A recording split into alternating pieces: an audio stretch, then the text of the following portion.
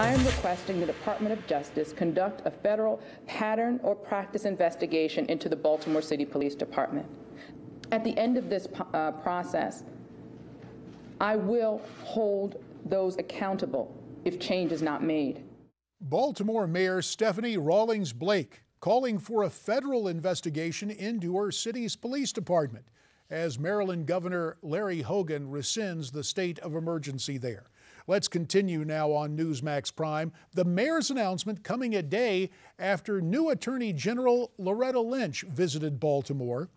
According to our parent website, Newsmax.com, Mayor Rawlings Blake wants the Justice Department to look into police patterns and practices in addition to potential violations of the Fourth Amendment. Joining us now via Skype from Washington, D.C., Armstrong Williams, host of the eponymously named Armstrong Williams Show. Armstrong, it's great to have you here on Newsmax Prime. Good afternoon, Congressman Hayward. It's always a pleasure to join you. Thank you, sir. Will this investigation into the Baltimore Police Department help or hurt relations between that community and their police force? You know, I don't think you can pursue these kind of charges with in mind whether it's going to help or hurt. I think you have to pursue these kinds of investigations with the fact as whether or not Freddie Gray died for no reason at all. Were there measures that should have been taken, like when he complained that he could not breathe and other ailments, that he should have found, someone should have found a hospital to treat him as soon as possible instead of driving him around to pursue other things that were going on at the time. I think anytime an individual life is stuffed away from them the way Freddie Gray's was, all of us suffer in some way. I think we get lost when we try to nail this down to a black and white issue.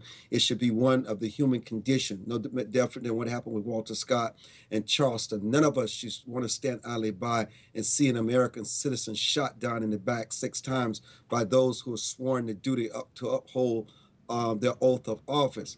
But in saying that, we also must realize that almost 98% of the time, law enforcement officers don't shoot. They don't pull their gun.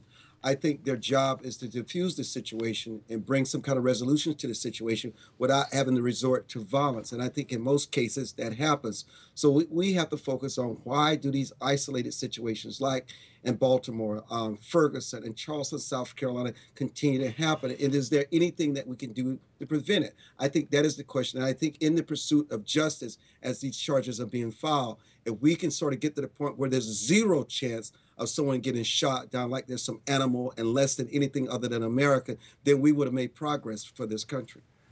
Armstrong, you have authored an article entitled Moral Decay in the Streets of Baltimore, and you say that city in particular has been in a state of decline, indeed decay, for decades. Is anyone specifically to blame for that? Yes. Our benevolent government, families, leadership, and law enforcement.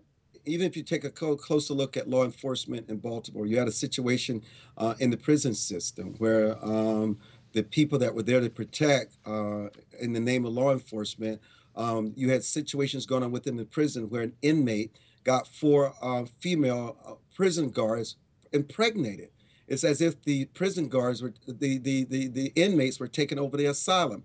You've had situations where millions and millions of dollars have been paid out in lawsuits. You have a mayor making a statement that give them their just due to do their little violence and give them space to do it. It's a situation where many people in that city have felt that they have been failed. They see no way that they can ever experience the American dream. They figure they'll die by the time they're 25 years old. We throw them in their own asylums and these things that we call projects. And you ask yourself, of all this money that the government has spent on entitlements, on welfare, on education, Baltimore has the worst public school system in the country, and yet they fight against school choice, school options, because it's political expedient for the politicians to do so, to play to these special interest groups. And so what has happened is that these young people grow up into a situation where there's no opportunity. And anytime an explosive situation like this arises, they go, they loot, they steal, and sometimes they kill. And we should never excuse their behavior. We should never give in to lawlessness, but this will continue to happen unless we get back to repairing the broken family. We get back to entrepreneurship where blacks once had dry cleaners,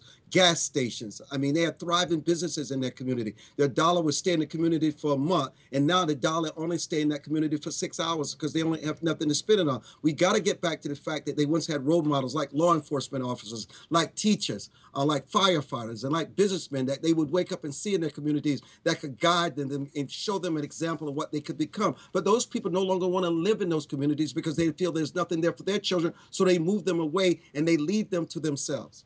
Armstrong Williams, you provide a passionate and provocative commentary on the recent events in Baltimore and elsewhere. And, sir, we thank you very much for your time here on Newsmax Prime. Thank you so much for having me. You heard what Armstrong had to say. What do you have to say in return? You can send your comments to us via social media. Try email newsmaxprime@newsmaxtv.com. There's also Facebook and Twitter. When we return, General Paul Vallely, so stay tuned.